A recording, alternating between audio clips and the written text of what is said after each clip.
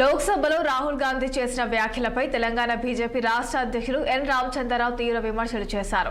విద్యార్థులను ఇడియట్స్ అని సంబోధించడం దేశ విద్యార్థి సమాజాన్ని అవమానించడమేనని పేర్కొంటూ వెంటనే బహిరంగ క్షమాపణ చెప్పాలని డిమాండ్ చేశారు.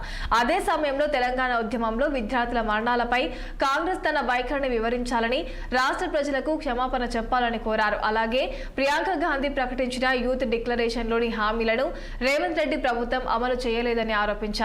కాంగ్రెస్ నేతల వ్యాఖ్యలు, పాలనపై పలు అంశాల్లో రామచంద్రరావు తీవ్ర విమర్శలు గుప్పించారు. విద్యార్థులని రాహుల్ గాంధీ ఈడియట్ అనే మాట సంబోధించడం అనేది భారతీయ జనతా పార్టీ తప్పడుతోంది. విద్యార్థులు అంటే ఇంత చులకనతనం అయిపోయింది. ప్రియాంక గాంధీ మీడియా ఫాల్తు మీడియా అన్నది.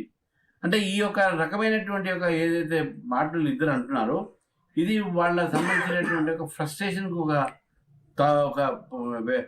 ఒక ఎక్స్ప్రెషన్ అని చెప్పేసి కూడా భావించవచ్చు. విద్యార్థులు ఈడియట్ అనేది ఏదో అంటున్నాడో రాహుల్ గాంధీ మరి తెలుసుకోవాలి. ఈయన పెద్ద పొలిటికల్ ఈడియట్ లానే బిహేవ్ చేస్తూ ఉన్నాడు.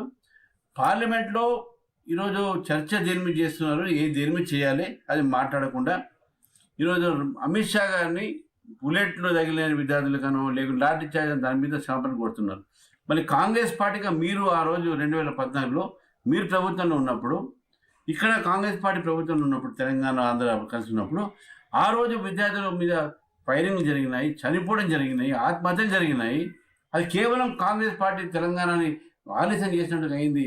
మరి దాని గురించి మీరు క్షమాపణ చెప్పారా? ఇంతవరకు చెప్పలే మీరు. అసలు ఇంతమంది వేలాది మంది విద్యార్థుల చావు కారణమైంది కాంగ్రెస్ పార్టీ. కాంగ్రెస్ పార్టీ చెప్పట్లేదు. ప్రియాంక గాంధీ వచ్చి యువ డిక్లరేషన్ చేస్తుంది. ఆమె ఈరోజు యువ డిక్లరేషన్ మీద మాట్లాడలేదు. యువ డిక్లరేషన్ కూడా విద్యార్థులకు యువతకు మోసం చేసినటువంటి పరిస్థితి మనం చూస్తా ఉన్నాం. కాబట్టి ఈరోజు రాహుల్ గాంధీ, ప్రియాంక గాంధీ, రేవంత్ రెడ్డి కూడా, ఎందుకంటే ఇక్కడ విద్యార్థులకు మోసం చేశారు కాబట్టి వీటన్నిటిని కూడా దృష్టిలో పెట్టుకుని భారతీయ జనతా పార్టీ రాహుల్ గాంధీ చేసినటువంటి ఒక ఏదైతే వ్యాఖ్యలు ఉన్నాయో ఆర్ఎస్ఎస్ వల్ల విద్యార్థి మంత్రి నడుస్తున్నాడు. విద్యార్థులని రాహుల్ గాంధీ ఈడియట్ అనే మాట